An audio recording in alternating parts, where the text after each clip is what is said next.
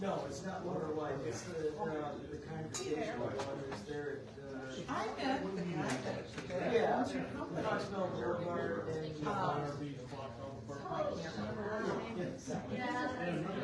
Yes.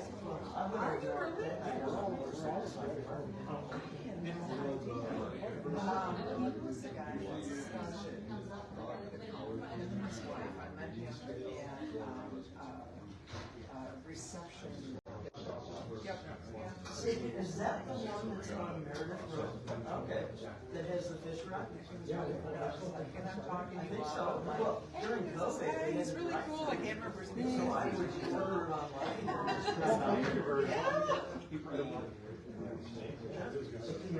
Yeah.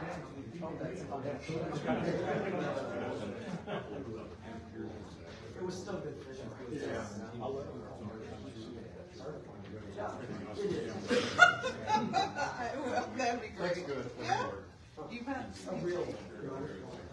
I thought it was funny as hell because seriously, I'm like, oh my God, I know this guy. And we've done this really neat thing, and because remember we were out at the golf thing, like Top golf.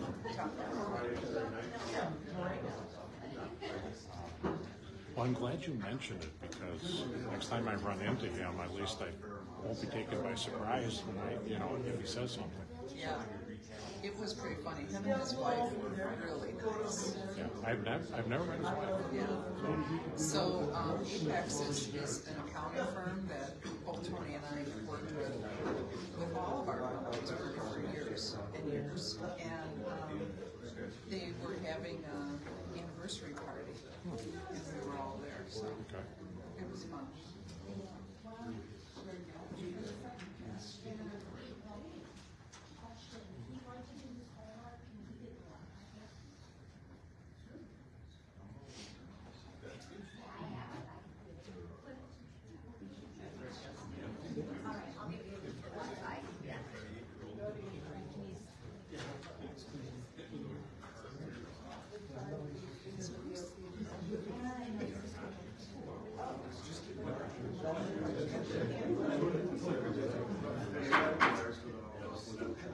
Okay, I'd like to call this meeting to order. Yes. Roll call, please. Trustee Bodnar? Here. Trustee Burson? Here. Trustee McKelvey? Here. Trustee Millette? Present. Trustee Morgan? Here. Trustee Muncy? Here. President Warnicki? Present. Please rise for the pledge. Nick, would you lead us in the pledge? I pledge allegiance to the flag of the United States of America and to the republic for which it stands, one nation, under God, indivisible, with liberty and justice for all.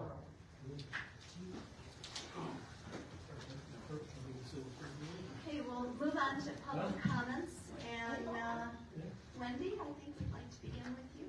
Okay. And welcome. Wendy is a former Village of Campton Hills trustee. And we really welcome you tonight. Thank you so much. You're welcome. President Warnicki and trustees. Oh my goodness, new faces, old faces. It's wonderful to see everyone. I'm here tonight to do something really fun, and I will tell you the story of how this all came to be as we get into it. But I think what I'm going to do, do you need me to? Got a pretty big voice.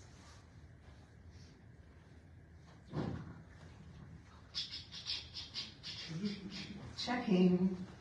For those of you who don't know this about me, I was a hot mix DJ when I was in college, so just brings back memories.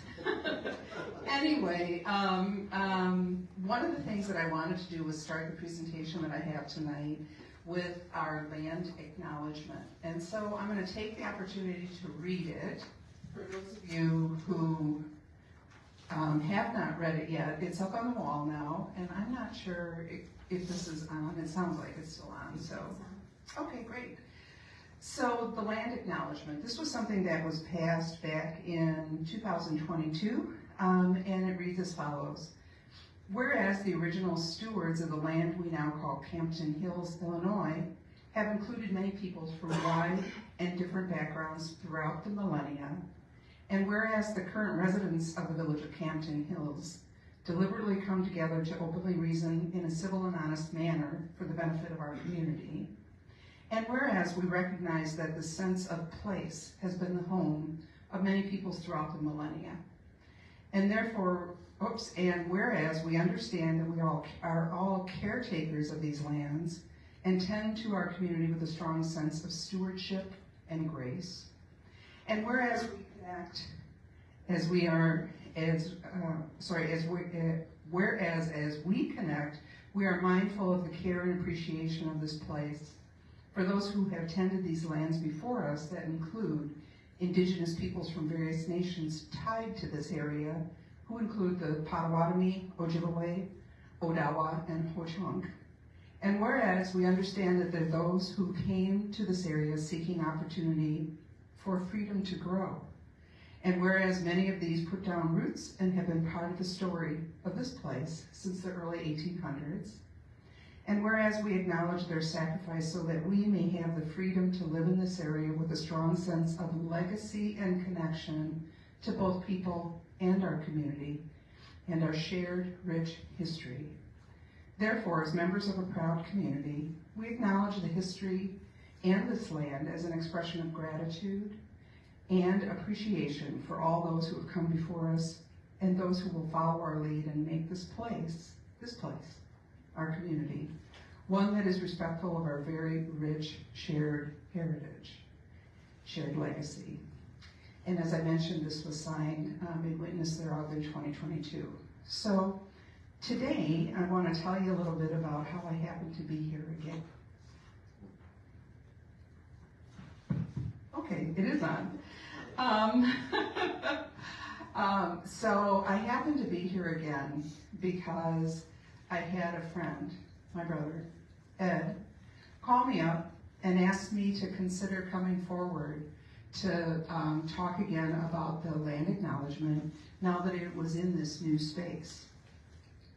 So in my eyes, we're really affirming again the commitment to this land acknowledgement, and it is now, the land acknowledgement proclamation is given prominence in this new meeting space.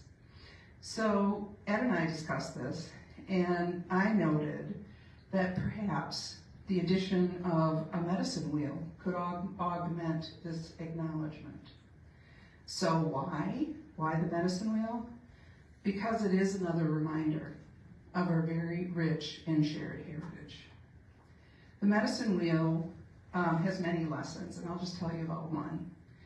One of the lessons of the many iterations of the medicine wheel is that the colors of the four great races appear in the medicine wheel: white, black, red, and yellow. Each has been bestowed with different gifts. And there's a lot of discussion in Indian country and legacy around what those gifts are. All of us contribute to the circle. And if one of us is absent from the circle, then that means that the circle can't continue. So for me, this medicine wheel is something that is really important, and I kept it all these years in my home, and now I would like to give it to our village. So tonight, I look at the audience, and I look at the new trustees, old trustees, our new president, the variety of people that are here. And at least in my eyes, I see that we all come from different parts of the circle. Many races, in fact. All of our ancestors, in one way or another, were immigrants here at one time. And that includes me. So all of us, and this is really where something from my heart, all of us are human beings. We're human beings, part of this community, part of this shared space, part of this shared time. Part of this community, we create the story of this community day in and day out, because we are creating a story. So tonight, you know, all seriousness aside, I'm honored to be here, very honored in fact, to have been asked in the first place by my brother Ed. Honored to contribute my part alongside and with everybody, all of us that are part of the circle here this evening, and all of us that are part of the circle in our community. So I give this gift, this medicine wheel, and I know that it will bless all who see it, as it has blessed my family throughout all the years that I've had it. The love that I have for it goes with it, and anybody that looks upon it, all you have to do is remember, we're all human beings, and we're really here to love one another. So may this reminder help us all remember and remember that we're here together, and each of us has our part. So I just want to thank you again, President Winicky, for the time, and just to say thank you for all the people that are serving, my old friends who were trustees when I was here, my new friends who are trustees now.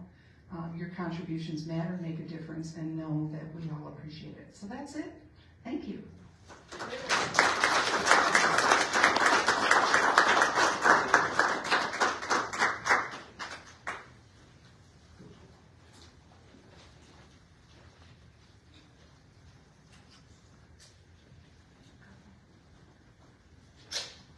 Jim Piazza?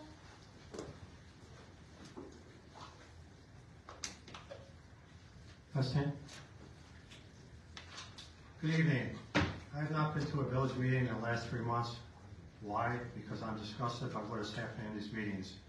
First, Dory and Denise being fired, which was a huge mistake. They did so much for the village that will never be done with the current administration. The village paying off Debbie $40,000 after she was rightfully terminated. Officer Millar being put on paid leave. Brian Larson being paid $5,000. Taxpayer money being thrown around like candy. Despicable. So I'm here tonight to object to the appointment of Holly Barron to the Planning and Zoning Commission. I believe it is her intentions to being on the board for her own personal agenda and gain.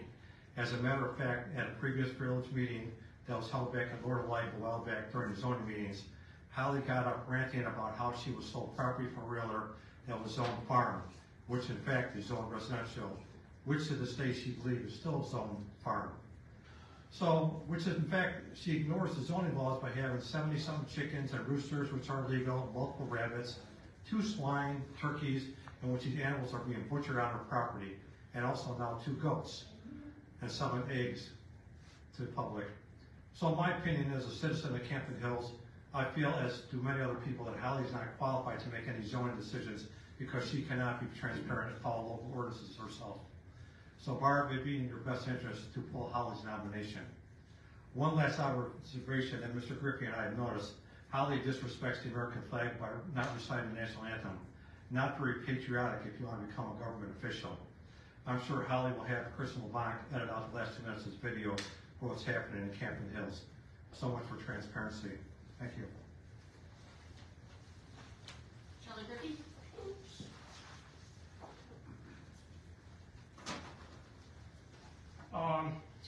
What have you guys been here, 7 months? 7 months now, I believe? And at the beginning of that 7th month, I came down to the meeting and I inquired in zoning. We spent 9 years, I believe, trying to come up with a new zoning for Campton Hills. It came in, it was passed during the elections. It was so much argument back and forth with our village president and our trustees about how it was illegal, the map wasn't done, and so on and so on. Well, back then I asked, okay, which zoning are we going by? The new one that was passed by the board, or the old one that Kane County had? No one still has answered me on that. Now we came back to the map issue.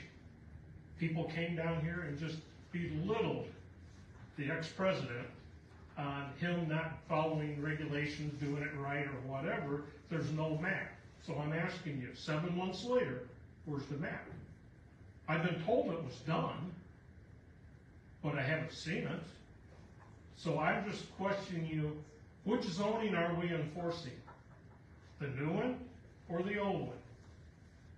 And if I could get a reply somehow, or you can call me, 630-779-9553, or email me at cgriff5@comcast.net. I would appreciate an answer, because I think I give you 7 months. I think that's fair. I haven't came down here and hounded you. I gave you 7 months just to give me a reply. And I really feel I deserve one. And the whole village deserves a reply. Thank you.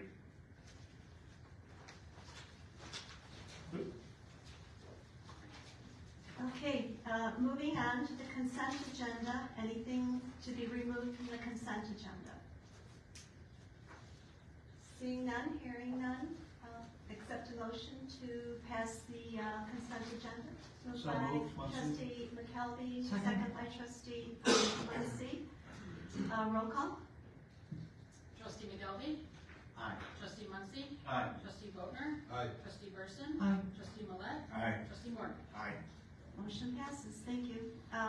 Staff reports, we have our chief, James Levand. I'll make this one real short for you guys.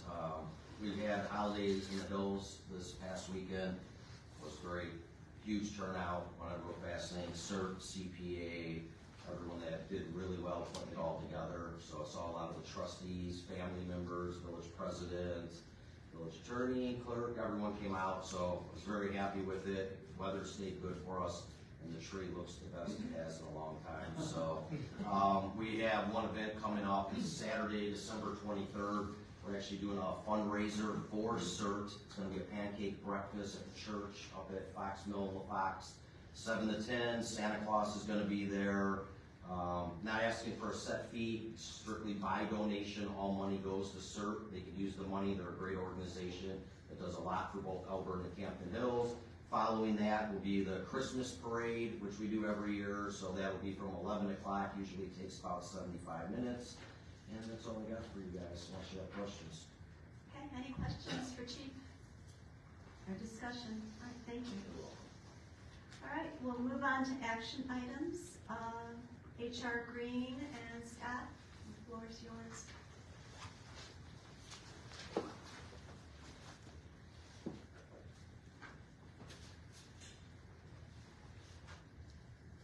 Thank you very much, and I'll go through some of the agenda items we have here, and I'd like to also state everything that we work on with your roadway project is put together in combination between ourselves and the Campton Township Highway District. They're the people that are out on the streets every day, maintenance and such. Ray Weber, the foreman for the Highway District, is here also to help address any questions and such. So what we want to discuss this evening is what you're looking for roadway improvements to do during 2024. The project, as the information's in the packet, has been a little over half, maybe 2/3 designed, and we're at the point now that we need to finalize some direction from the village on type of improvements to be done. We know the streets that are the worst of the worst streets to be completed. That's everything that is here on this list. Type of improvements to be done, commitment on funding that can be made towards this project for 2024, and then a desired schedule for bidding and implementation. So I listed out some of these items for direction. I understand we're going to have some discussion, and very likely not everything will be resolved this evening. I'm aware of that, but this is another one of the conversations following up. The board heard this earlier this year. Public Works Committee has heard it also, and now it's time to continue discussions. And how does the village want these roadways built, and how much money allocated towards it? So just kind of skim through some things in here. The village in the past has stretched the dollars that they've had available to understanding it's a compromise. We do a little less on paving thickness, but we can get a little more roadway completed because of that. We've been asked to, the different committees, different options on how these roadways can be improved.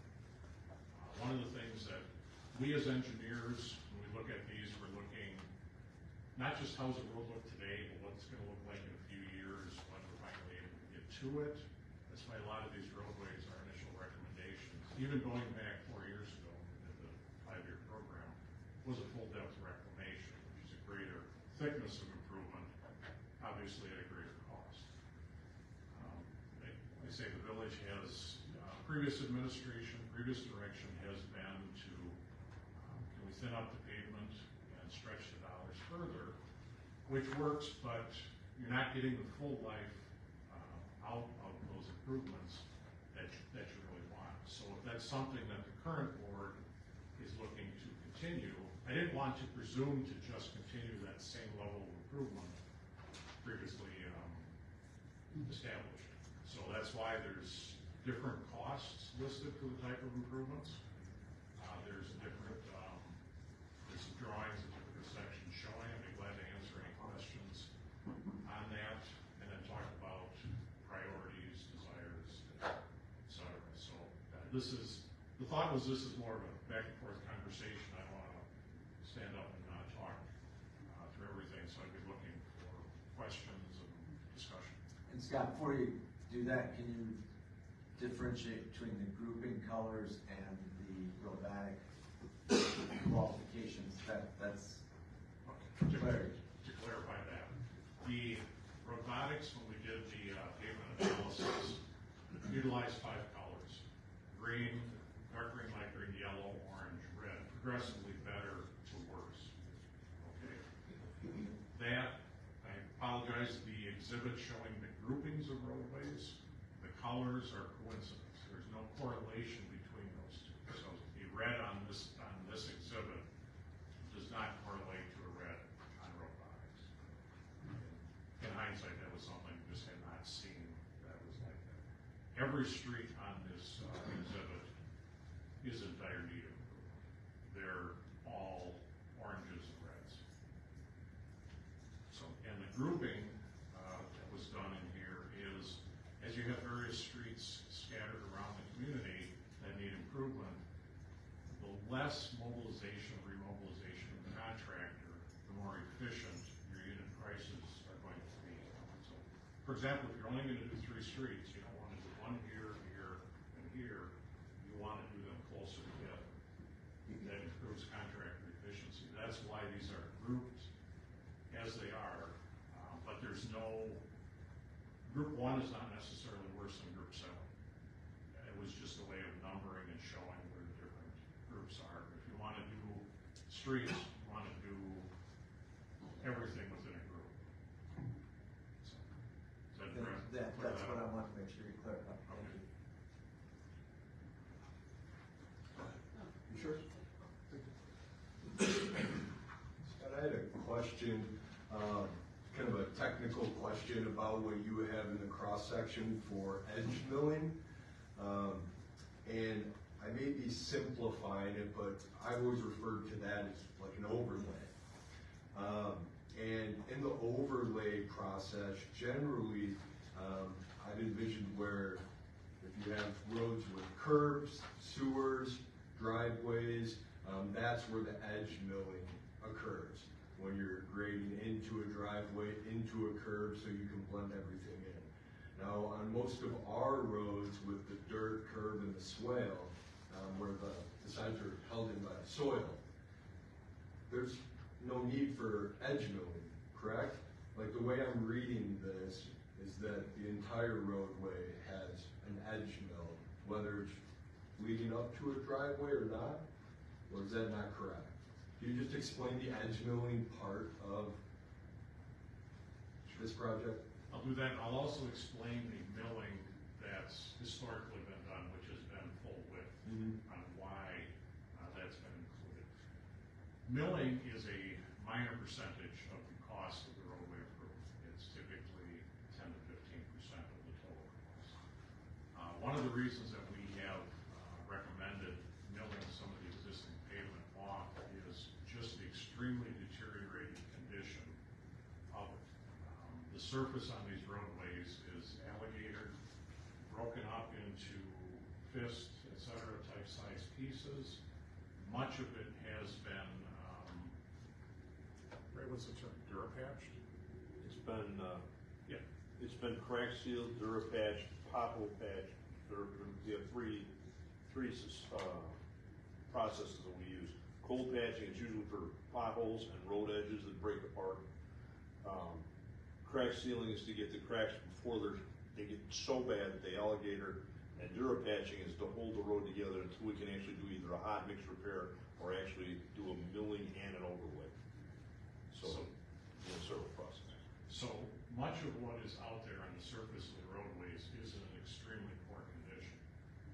If some of that is not removed, and you get down to layers below it that are a little more solid, those cracks, the greater propensity to reflect through the surface much quicker. So that's why in the past we have done the edge mill, or the full width milling is get that broken up type material off and get down to something that's a little more cohesive. Can a roadway just be overlaid on top of what's there?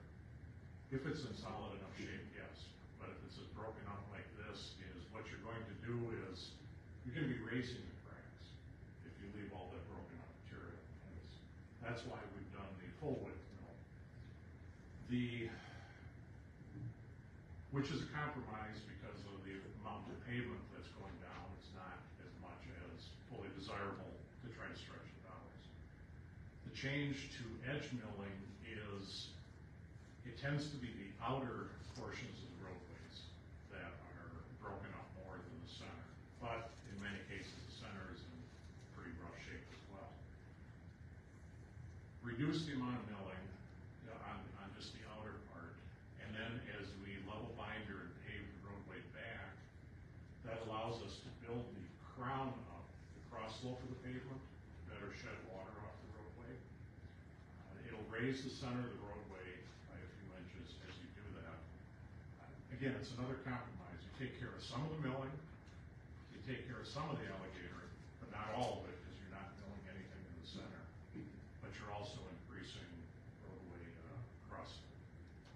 As you make that transition to pave it like that, you end up with a little thicker asphalt in the center.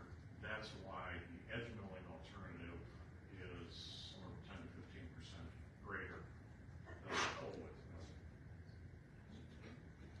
Because when you end up milling the edges, now you have to build up the center in order to even everything out. Is that why? So that, right, so that Yeah. each travel lane is a constant cross slope for plowing purposes. Right. and such. Can I add something, Scott? Ray or something? Yeah, I just add, sometimes we do it on purpose in a cul-de-sac. We might have a real good center in a cul-de-sac, but the outside is kind of beat up in that. So to save having to mill the center of the cul-de-sac, which can be a very large area in some streets, we'll mill around the outside, and then we'll overlay like you're talking about without milling the center part, and it builds up the crown. And then it not only eliminates some of the puddling, but it saves us money, and it does a much better job of drainage all the way around. So we do that, and sometimes we have to do it even on just a straight road. We'll do it that same way. But in general, milling is really important, unless, like Scott mentioned, the road is in extremely good shape before we overlay it.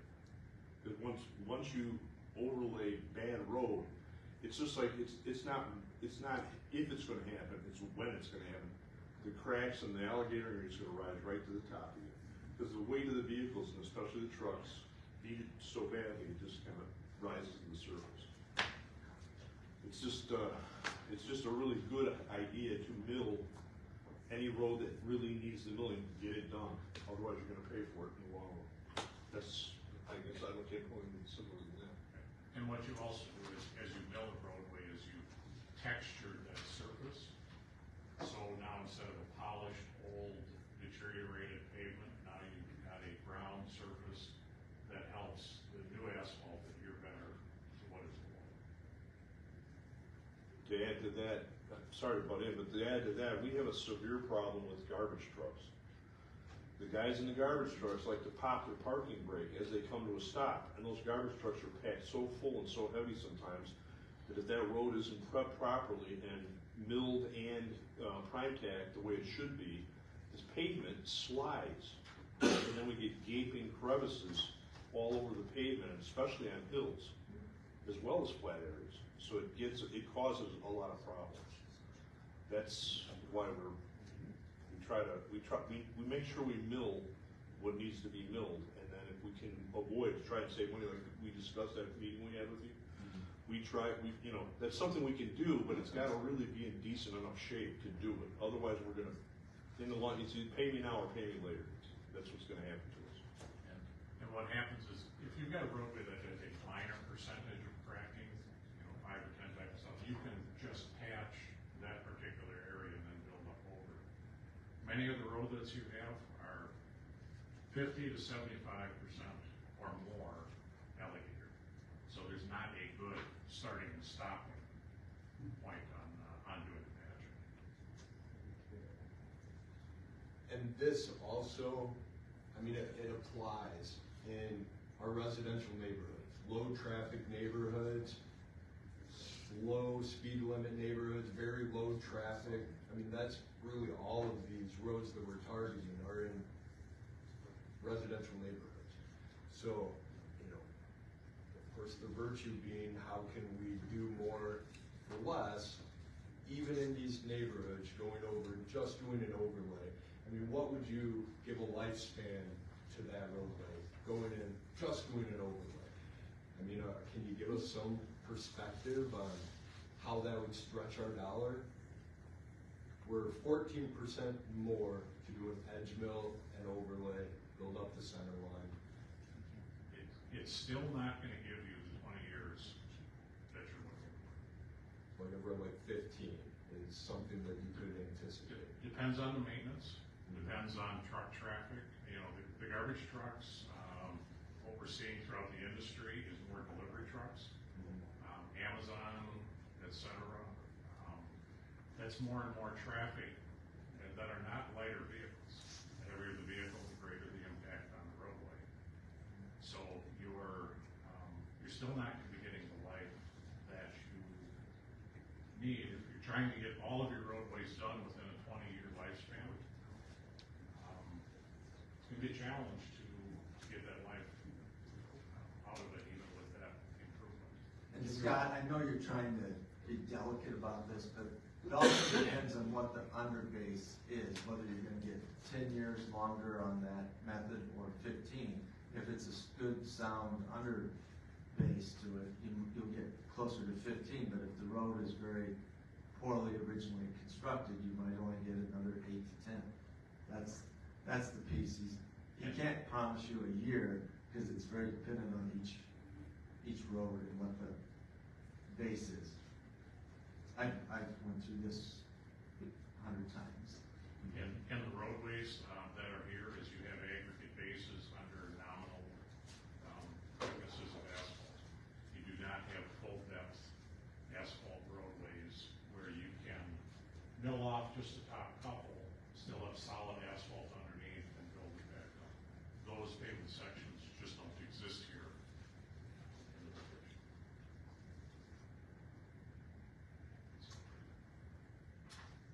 Okay, let's move on. Go ahead, Scott. I think others that want to speak. Well, I'm sorry, trustee Morrison. I think. Trustee Muncy, go ahead. Okay, I'll try to be Yep. brief. First of all, to Camden Township Highway District and Engineer Marker, thank you for this report. Obviously, there's a lot in there that would ideally be done, full depth reclamation, get done right. We would love to do that. Every village would love to do that. There are villages that have 10 times, there's one that has 40 times the budget that really couldn't do this either. So we have a budgetary constraint. We understand that.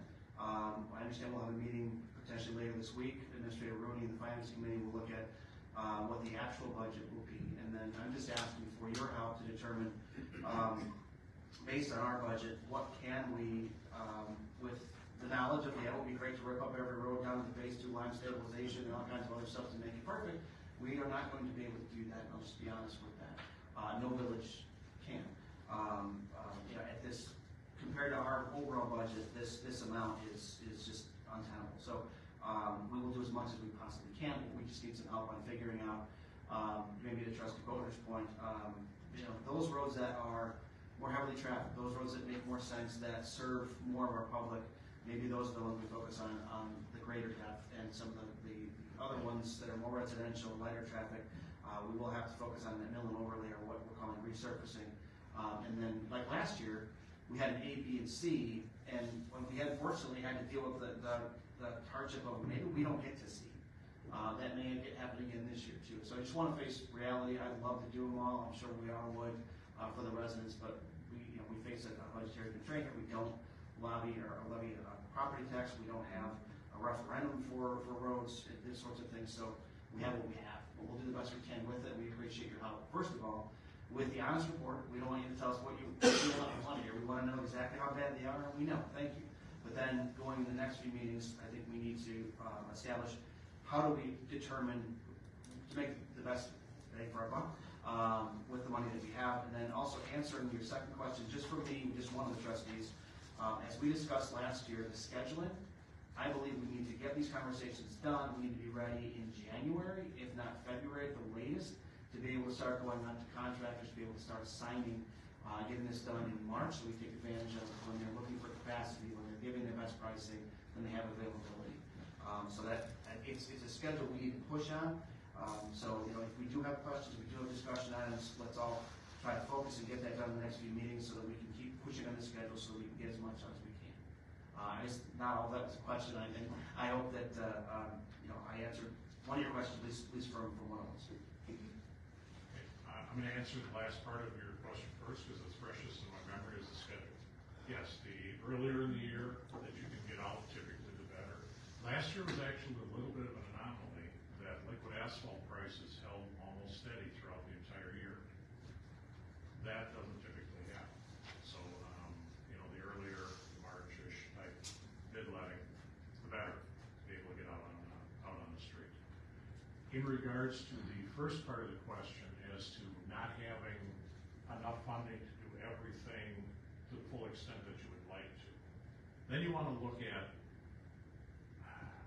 optimizing where you do it. If you're going to do less than desirable, do it in a neighborhood that impacts, or on a roadway that impacts less residents.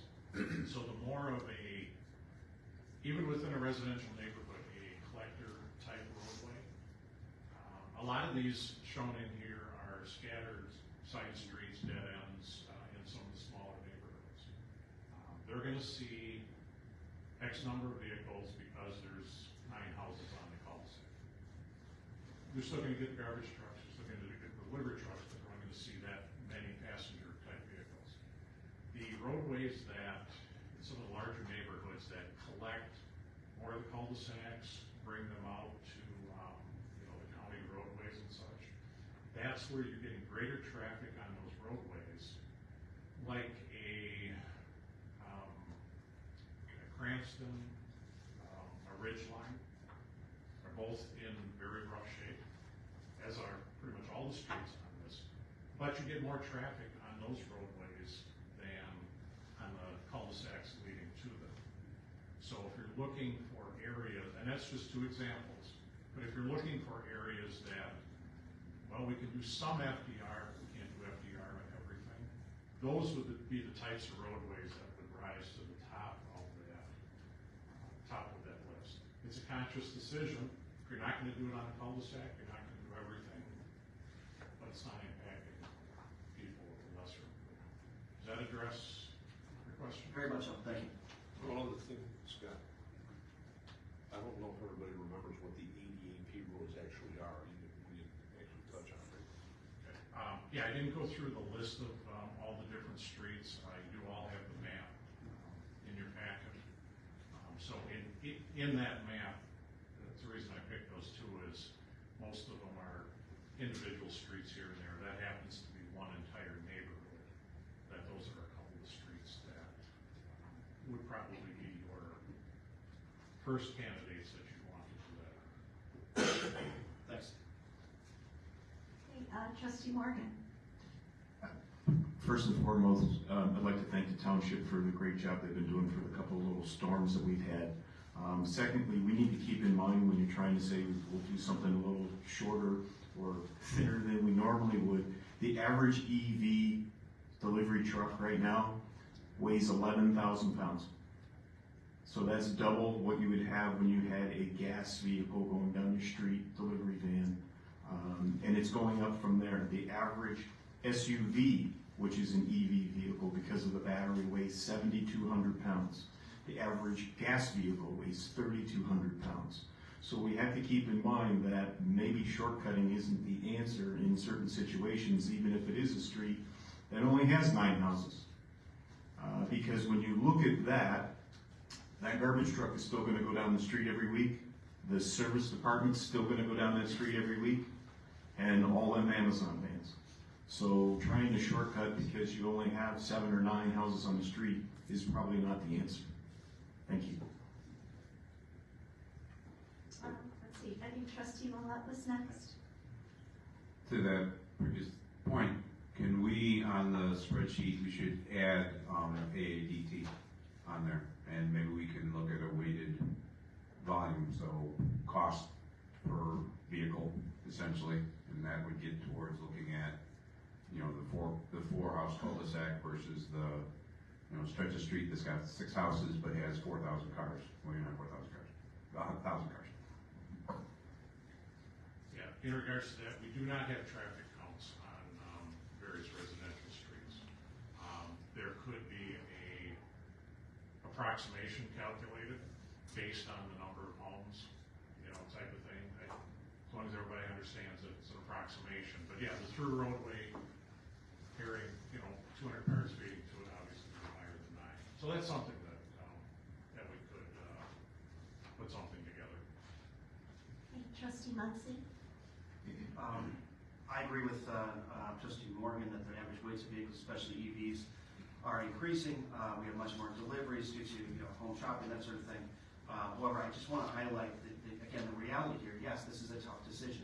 We don't want to shortcut or short fund anyone. We're not doing any less than we normally would do. Normally, we would just do milling over. That's what we've done in the past. If we just continue to do that and just continue to do that with the motor fuel tax funds, as of the last, or actually a few ago, Public Works meeting, we've heard this in the past, over a 20-year period, we're going to have a $14 million shortfall. If we were to do everything to hold that, we're going to have a $28 million shortfall. So we don't have funding in this village to repair all of our roads over a 20-year lifespan. We just don't have it. We as this board realize that, and we're working the best we can to find ways to find additional funding each and every year, a little more every year. Starting last year, year before, this year's going to be a little more as well. So we are trying to alleviate the problem, but the problem exists. And we don't have the ideal answer. I don't know if we will for years, but we're working on it. Trustee Person. I want to make sure that I understand or I'm going to ask the question in a simple way. Tell me if I have it right. It sounds to me as if in the conversation about should we continue to minimally mill, should we do edge milling, full depth reclamation, all those things. We ended up with the least expensive of those choices previously because, as Trustee Muncy pointed out, full depth reclamation, for example, is just not in the cards virtually anywhere here. But it seems to me right now our decision is a little more stark than that because we can't afford to do the least expensive of the options that we have across the mileage that was previously proposed, right? So it sounds as if the question isn't really, are we going to do full depth or edge milling or you know, the minimal milling that we've done before, but the question really is what's not going to get done. And it sounds as if the parts that maybe aren't going to get done are going to be, you know, you said cul-de-sacs. Not everybody's in cul-de-sacs, but the roads that are feeding into the, you know, the primary roads in and out of the subdivisions are probably not going to get done. And it's those primary roads in and out of the subdivisions that we may be able to do this year. Does that sound right? I would urge the village to be cautious about deleting parts of a neighborhood and not doing them all at the same time. Because then you're gonna have to go back in a few years and pick up those cul-de-sacs, which are gonna continue to deteriorate. Now those residents experience construction a couple of different times. So in the past few years, we've really pushed and worked with the highway district, and the board has agreed that if we're gonna go into a neighborhood to fix the neighborhood. This past year, I think, is we've gone into Bridle Creek and the year before and finished up several cul-de-sacs that had not been done in prior programs. Might go back in an area to do it, but in the last several years, we go into a neighborhood, we've been doing every street there. As Ray had mentioned, in a cul-de-sac, we might do a little bit less milling, more optimal amount of work, but complete a neighborhood. So I'd be cautious about doing this to collectors within a residential neighborhood and not doing the side streets feeding.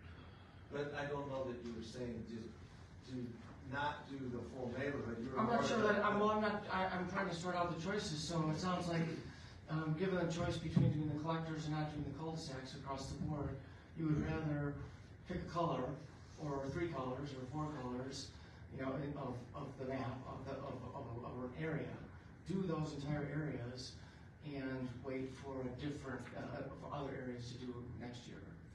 Finish groups to the extent that you can. And the shortfall in funding comes from 5 years ago, you were doing 2 miles a year. It's gonna take 50 miles to get throughout the village. Trying to compress that down into a more optimal 20-year cycle. Greater expenditure per year, that overtaxes what MFT is available. Hence, the shortfall in funding, because you're trying to do it in a more all compressed, more timely manner. Thank you. Okay, any more discussion? Nick, go ahead. So one thought is, you know, all 3 options we have are pretty thorough options, some level of regrinding and repaving. Could we diversify this a little bit more so at least we could compare to some other options? Like, I was reading about a cake seal process that actually, from my research, was really appropriate for villages who were trying to stretch their budget and with roadways that had alligatoring. I mean, it seemed to really fit our needs. You know, that first coat with the chip seal and the top coat, so it was a smooth surface after the fact. And everything that I read about it really seemed like it would be something that would be great to have incorporated into this. You know, an 8 to 10 year road surface, get 8 to 10 years out of it, stretch the dollar, get a lot more miles per dollar, and at least incorporate that into the proposal.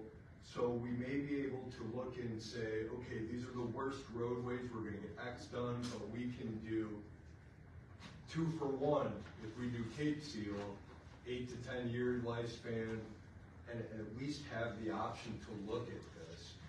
Because what we're gonna end up doing is we're gonna spend X amount of dollars on very few miles of roadway, and the rest are gonna be left unattended until next year. Is there something else we can add to this? Cape seal being one. I don't know if chip seal is appropriate in residential neighborhoods with rollerblading and kids playing on the roads. I don't know if that's appropriate. Some things to think about is I'd be very cautious about 8 to 10 year from a Cape seal. These roads are falling apart. I can do it. I can tell you I can do this because I did it on my own driveway. Once you take the first piece of the alligator pavement out, I can remove your roadways with a pick and a shovel. That's how broken up they are. A Cape seal in many areas, a Cape seal is not going to address the rideability. If you've got a roadway that's chattering like this, Cape seal is a very thin coating. It's not going to address that. If you have rutting on the outer edges because of the trucks and such, that's not going to fully fill in and address those ruttings. So, a few years ago, I believe it was Kane County did a chip seal program on Empire Road. Empire Road was in really good shape, and that was an appropriate treatment for a roadway that was in really good shape. That same type of treatment on the roads that you have in these neighborhoods that are as deteriorated as they are is not going to give you much life at all. So That's it's, something that we did something similar to that on Beath Road west of Anderson. Everybody still beats at us. Why? I mean, basically, it was smart aleck remarks. You know, why'd you even waste the money? Why'd you bother with so on and so forth? Because all it did is it put a coating over a road that should have been milled and repaved. We didn't have the money. We had to do something though to try to hold that road together, so we did it. And it's still holding together right now, but it's not a smooth road and it's not a quality product. And I think Mike might be able to help us, Trustee Millette might be able to help us with a little bit of that, because he does a lot of the same things I do and probably even more. He's got quite a heavy responsibility at his job. But he can give you more insight to it, but in the car business that I spent 24 years in, we call that a shoe shine job. Shoe shine that car and get it on the road. Get it sold to somebody. Or wholesale and get rid of it. Or take it to the auction and dump it. That's what you're basically doing to some of those roads if they're in the condition he's talking about. You're better off doing that to a road that's in decent shape to preserve the life of it. Or if it's just starting to go bad, that might be the way to go with it. But I'm just trying to give you what we actually experience in real time. That's the stuff we experience in real life. And I know what you're trying to do, and I understand. And we do have processes. The Durapatching process is it's an emulsion with small chips, just like what do you call it, an A2, the chip seal. Basically, our guys spray out the emulsion and the chips and try to hold together the alligatoring roads, just to give it a little more time, maybe another year or 2 or 3, until we can actually get the funds together to get that road paved the way it is, which should be done. And right now, going back to the paving, Trustee Burson had mentioned we're working with a non-ideal level of production with our paving. It's what we can afford, but it's already a non-ideal. So to try and skimp any more is probably not a good idea, because we're going to lose track. We're going to lose progress. We're going to backtrack instead of move forward or progress. That's what we're worried about. I mean, that's what we deal with. And I understand about trying to save money. So that's why we use some of the other processes we have before we actually have the funding to overlay. And some of these roads, I can tell you the ridge line you meant, Scott mentioned already, is so bad that we've Durapatched it and Durapatched it and Durapatched it, and we still are cold patching potholes and chips and broken places. But I've got one resident there that I told him, I said, believe me, I've got your road on an ADAP list, meaning it's advanced deterioration and needs to be paved sooner than some of the roads on the robotics chart told us, because we had some severe freeze-thaw going on, especially this past winter. And we don't know what we're going to face this year. This year's going to be weird too, because look at the temperatures we got right now.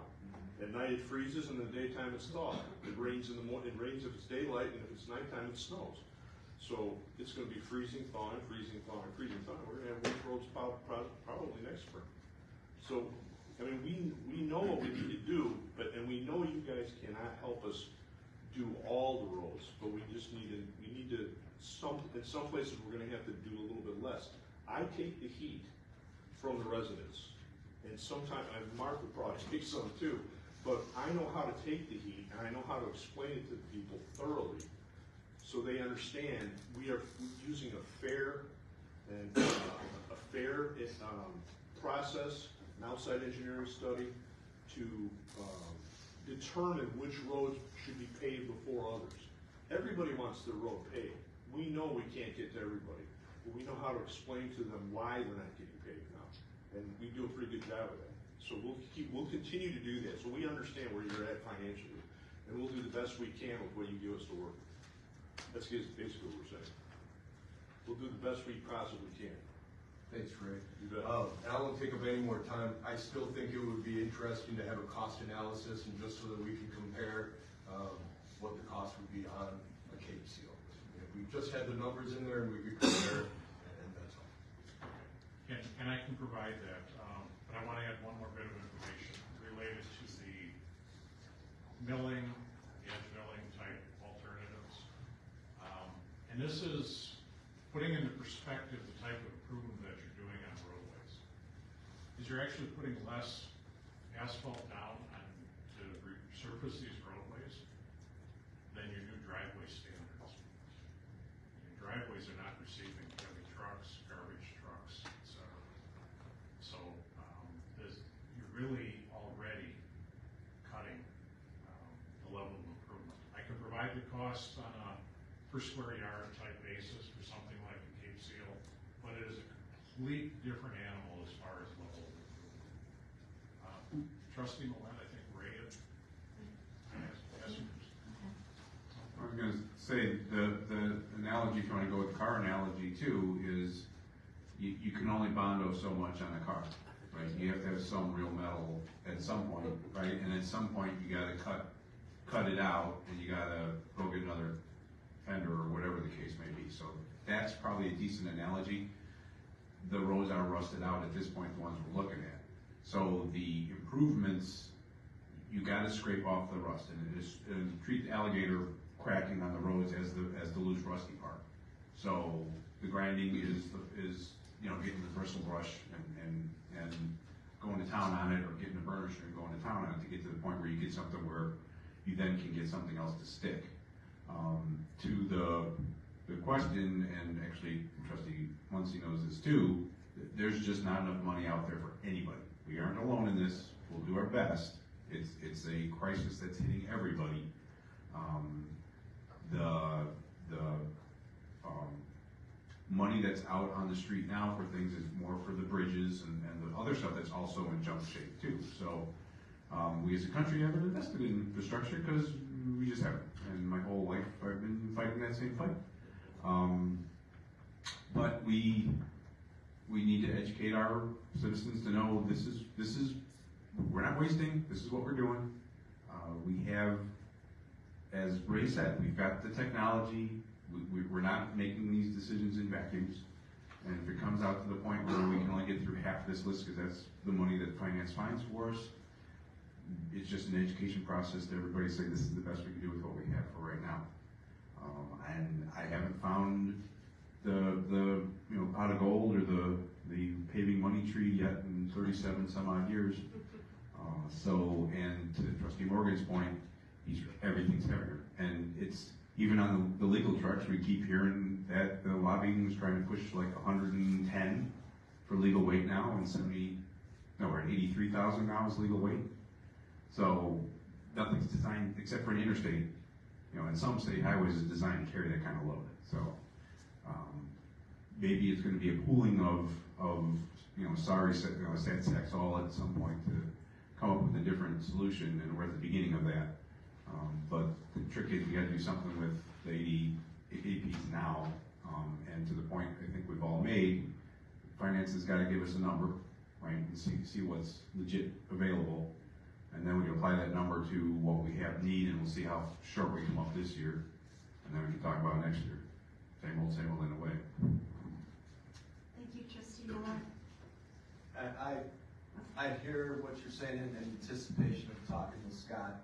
Tim and I have a meeting with the Finance Committee tomorrow night, and we'll bring that funding dollar available to the 16th December meeting, so you can help decide the dollar you have and then how you wanna allocate it and where.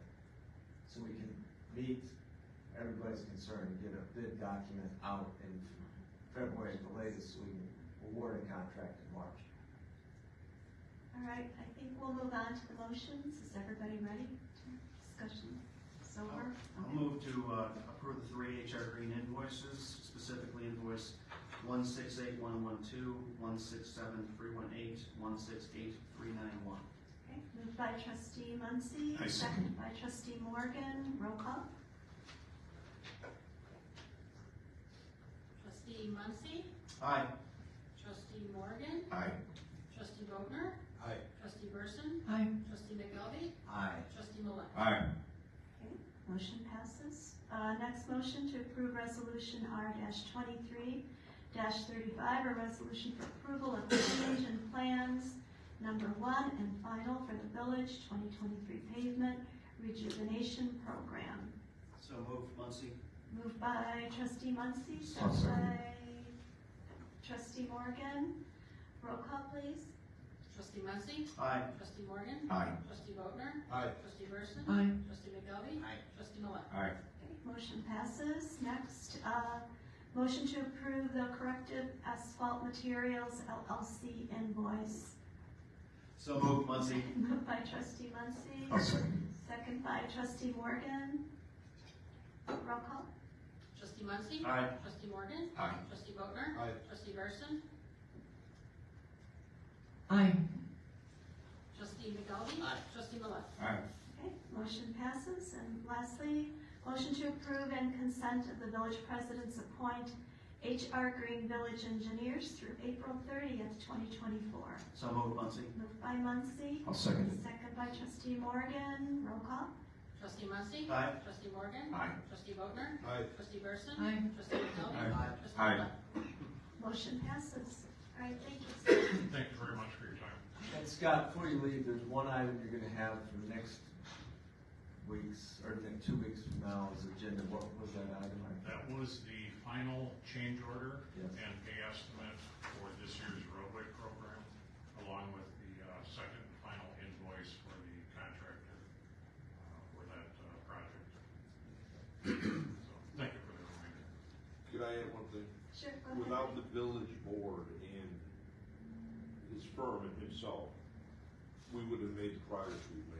On a lighter note, to give you a little bit more, a little lighter feeling about the whole thing. You guys have done a remarkable job getting what's been done already, and this last year, I think, we've made a lot of residents happy.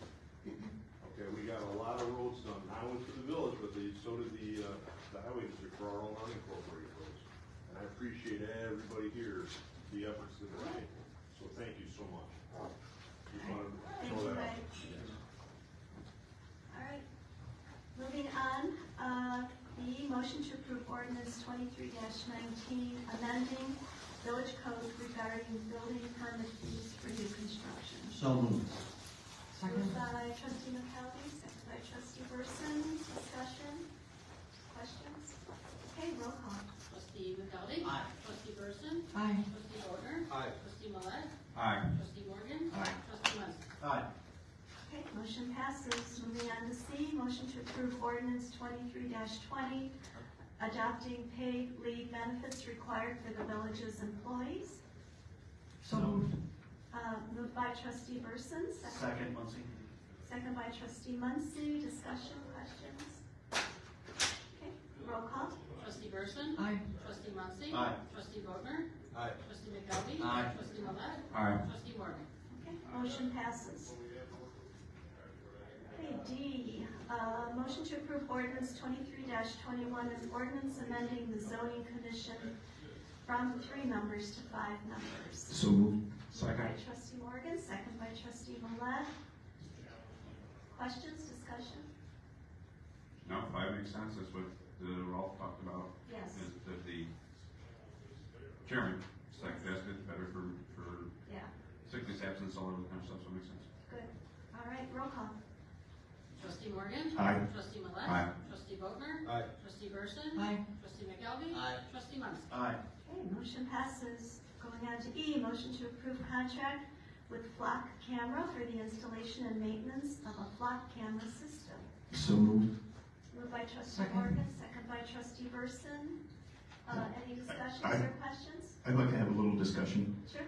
If you look at the adjoining communities, they're all using flock cameras on the highways, and I'm sure our chief could attest to some crimes that have happened in the area just recently, that these cameras are really great for the community to be able to speed up activities when it comes to criminal activity, speed activity, and that type of thing. So I think it's a great addition to our community to keep us safer. Okay, well said. Anybody else? Trustee Burson? I just wanted to thank Chief Land for the information you provided us. It was a really comprehensive letter. It was very thorough, educated me, quite a lot. And I thought it was a great job. Thank you. Okay, trustee Just a McCallum? question.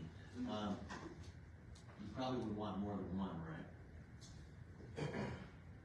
I'm just curious, like, talking about next year, talking about budget coming up. So the ultimate goal on Flock is, let's try to put out to you guys here, it's a partnership. So we have two main thoroughfares, obviously, east-west, 6438. Kane County Sheriff has Flock cameras located all over throughout Kane County. They even have them on portable speed trailers that they can move them. Typically, you'll find those at like 47, 88, and 90. Reason being, typically you get a stolen vehicle, it's either gonna come out of our suburbs here, it's gonna either go to Rockford, or it's gonna go to Chicago. So they have plans to install one on 38 just outside our jurisdiction, so it didn't really make sense to go there. What you ultimately wanna get with Flock is what Prairie Lake Subdivision did. Prairie Lake Subdivision has a Flock camera at every single entrance. The reason they did that, they were having a problem with stolen vehicles, car burglaries, and suspicious vehicles. Anyone can install a Flock camera. It doesn't have to be a municipality. Hospitals do it, HOAs do it. My ultimate goal would be to reach out, not necessarily for us to purchase another Flock camera, would be like something like a Fox Mill. Fox Mill can purchase their own. When you break it off like a residence, like a subdivision like Fox Mill, if you added that to an HOA fee, that many houses, you're probably looking anywhere from $7 to $15 per year is what the extra cost would for those cameras. So since the system ties them together, one thing I want to stress to you, this is not Big Brother, because this gets brought up. It does not track speeds, it's not a red light camera, it doesn't show, pictures in cars, stuff like that. It is missing persons. Like, this is a real, so I'll give you an example. Today I'm going home, it's probably 2:30, 3 o'clock to drop Coda off, and the Flock camera, it goes off on Randall and Guyver in South Elgin. And it's for a stolen car and a wanted subject, I think it was attempted homicide. Kane County Sheriff got in the area, the guy tried to flee, ended up crashing shortly, they took him into custody. This is real-time alerts that Flock does. So our dispatch center will notify us, hey, vehicle coming through Camden Hills, this is what it's wanted for, and it sort of allows all the agencies to work together. You don't want to be chasing cars anymore, it's obviously too dangerous. Spike strips are out there. It allows the next agency to get ahead of it, to be able to bring it to a close without having some kind of crazy pursuit or chase. Any other discussion, questions? Okay, roll call. Trustee Morgan? Aye. Trustee Burson? Aye. Trustee Vogner? Aye. Trustee McDelby? Aye. Trustee Millette? Aye. Trustee Munn? Aye. Okay, motion passes. Moving on to F, motion to approve resolution 23-33, a resolution authorizing execution of an employee leasing agreement with GovTemps USA LLC, and this is for Jim Brown, who is a temporary employee filling in our zoning department. So moved. Moved by Second. trustee Morgan, second by trustee McKelvey. Any discussion? Okay, roll call. Trustee Morgan? Aye. Trustee McDelby? Aye. Trustee Vogner? Aye. Trustee Burson? Aye. Trustee Millette? Aye. Trustee Munn? Aye. Okay, motion passes. Next, motion to approve resolution R-23-34, resolution regarding a modification to the ad hoc technology committee of the Village of Campton Hills. Motion? So moved. Moved by trustee Burson. I'll second. Second by trustee Morgan. Okay, discussion?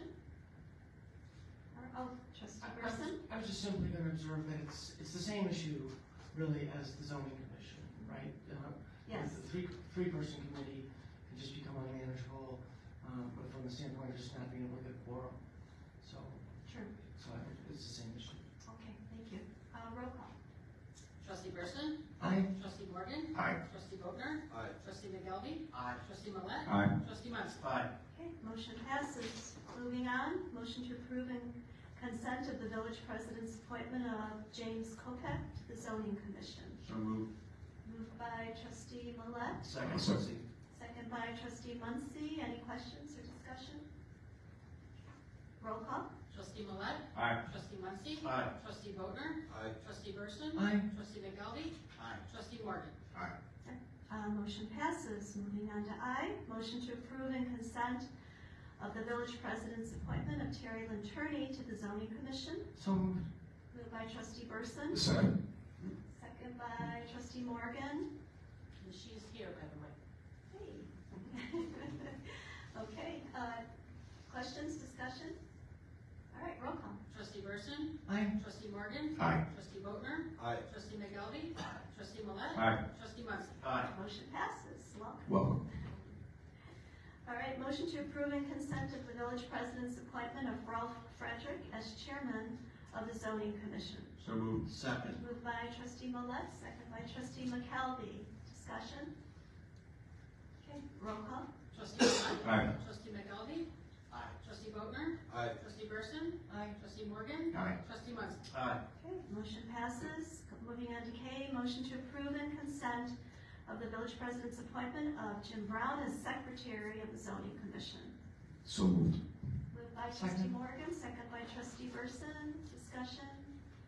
Okay, roll call. Trustee Morgan? Aye. Trustee Burson? Aye. Trustee Bodnar? Aye. Trustee McGelby? Aye. Trustee Millet? Aye. Trustee Muncy? Aye. Okay, motion passes. Moving on, motion to approve and consent of the village president's appointment of Mike Millet as village board liaison to the zoning commission. So moved. Moved by trustee Morgan, Second, Muncy. second by trustee Muncy. Discussion? Okay, roll call. Trustee Morgan? Aye. Trustee Muncy? Aye. Trustee Bodnar? Aye. Trustee Burson? Aye. Trustee McGelby? Aye. Trustee Millet? Abstain. Okay, motion passes. Motion to approve and consent of the village president's appointment of Jerry Johnson as the plan commission / CBA liaison to the zoning commission. So moved. Moved by trustee Millet, I'll second. second by trustee Morgan. Discussion? Okay, roll call. Trustee Millet? Aye. Trustee Morgan? Aye. Trustee Bodnar? Aye. Trustee Burson? Aye. Trustee McGelby? Aye. Trustee Muncy? Aye. Okay, motion passes. Moving on to N, I'm going to skip over N, and I'm not ready to have the board vote on this. However, it will be brought up at a later date. No discussion on that. Moving on to O, motion to approve and consent of the village president's appointment of Janet Burson as liaison to the technology committee. So moved, Muncy. Second, McKelvey. Trustee Muncy, trustee McKelvey. Discussion? Okay, roll call. Trustee Muncy? Aye. Trustee McGelby? Aye. Trustee Bodnar? Aye. Trustee Burson? Abstain. Trustee Millet? Aye. Trustee Morgan? Aye. Okay, motion passes. Motion to approve and consent of the village president's appointment of James Brown as the building and zoning officer, and this is a temporary position. So moved. Moved by trustee Morgan. Do I have a Second. second? Second by trustee Millet. Discussion? Trustee Burson? I'm very happy to see that we're appointing a zoning officer because it's been a very long time, and it's important that we do it. I'm a little concerned that we're appointing a temporary person in the position. Not because of their qualifications or anything, but because it still leaves open the question of what are we really going to do. And so I don't know if there are any thoughts about that as to over the longer term. Are we thinking that we might be bringing Jim Brown on permanently? Are we thinking that we would be looking elsewhere for a building and zoning officer? Is there a plan? Administrator Rooney, please. I think in the budget preparation, we're gonna discuss the options and the funding available and the cost effectiveness of a full-time employee versus this kind of a contract employee that can turn the volume up and down based on need. And like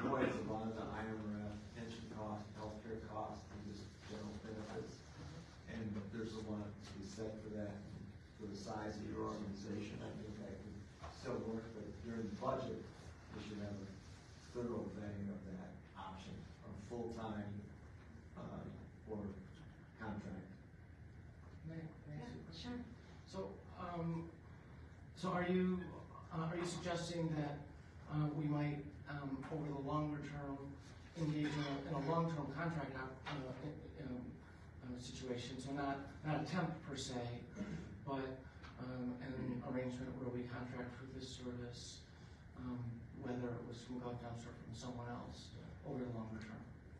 And compare those contract prices from an HR Green or one of the engineering outfits that has this type of trained personnel available versus the Gov HR, which on Thursday of this week is gonna become MGD or something in Florida. They've been bought out, but they're gonna still provide the same services.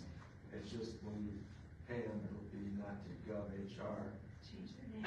It'll change their name. Would we be able to contract, for example, BNF for a service like this if they were amenable and we wanted to? Yes, that's what I'm talking about in the full vetting of the budget. To the direction probably be to get a price from more than one vendor. That's why it's temporary and not a longer term contract, because we need to price that out in the next budget. Great, thank you. Any other discussion? Okay, roll call. Trustee Morgan? Aye. Trustee Millette? Aye. Trustee Bogner? Aye. Trustee Burson? Aye. Trustee McDelby? Aye. Trustee Munson? Aye. Okay, motion passes. Number 7, additional items from President, trustees, or attorney. I do have some things to say. Trustee Morgan came through for us again. He donated some time on Sunday to do a repair for our tenant next door, Metro West, and thank you very much, Trustee Morgan. And it looks great, thank you. That's a great job. Also, we had a great turnout this year at our Holiday in the Hills event. Thanks to all our Community Relations Committee members, and thank you, Lauren, for working with Con Ed to receive a grant for our new Christmas lights for our Village of Campton Hills. Also, thanks to our CERT team and our police officers, especially James, our interim chief, for all the work they contributed to make Holiday in the Hills a huge success. And that's it. All right, any other comments? Oh, Trustee Millette, go ahead. I just want to say, I think I missed something. I saw Kim at the beginning, and I had to go help my mom, and it took longer than I wanted it to, but you got to help your mom. So it sounds like it was really. Thanks for showing up. Yeah. Technically, it was like 3:02, right? I think But- I saw everybody there. Yeah, I'm sorry. It sounded like I really missed one, so Yeah, it was. bad on me. And good weather too. Trustee Burson? I just want to say, I love that we have a Christmas tree and decorations in Yeah. the boardroom. Yeah. I think it's fantastic. Yeah, the lights outside look absolutely beautiful, so, yeah. All right, moving on, motion to go into closed session. So moved. Oh, I'm sorry, I have to read all the purposes, I'm that's sorry. right. For appointment, employment, and compensation, discipline, performance, or dismissal of a specific employee or contractors, litigation that is filed and pending or is probable or imminent. And it would be to adjourn into closed session and not return as we have no action items. Yeah, no action items So moved. afterwards. Yeah. So moved by Trustee Burson, second by I'll second it. Trustee Morgan, roll call. Trustee Burson? Aye. Trustee Morgan? Aye. Trustee Bogner? Aye. Trustee McDelby? Aye. Trustee Millette? Aye. Trustee Munson? Aye. Motion passes.